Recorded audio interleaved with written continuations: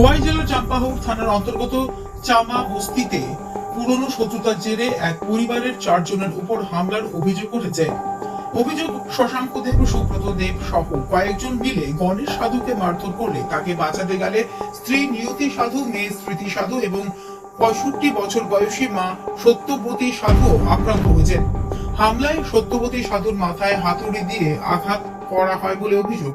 গুরুতর আহতদের প্রথমে খোয়াই জেলা হাসপাতালে এবং পরে জেপি হাসপাতালে ভর্তি করা হয়। দীর্ঘ চিকিৎসার পর রোববার সকালে সত্যবতী সাধুর মৃত্যু হয়।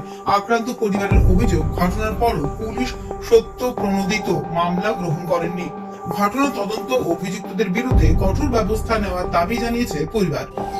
বলতে পুরানা দুশ্মনী আসলো আর কি, তো এইটাই গতকাল 1 তারিখে যে এরা কিতা করছে, কয়েকজন মিল্লা সেরা নাম হয়েছে গিয়া সমীরণ হারি, এরপর রাজেশ হারি, এরপরে শশাঙ্কর দেব আর সুব্রত দেব। এরা মিল্লা সারা বাড়ির মাঝে বাড়ির ঢুইকা আমরা 4 জনে মারছে। আমার বাবারে, মারে আর আমার ঠাম্মারে। ঠাম্মা গতকালকে 6টার সময় মারা গেছে, আর আমারও মারছে। কবে ঘটনা হয়েছিল? 1 তারিখে।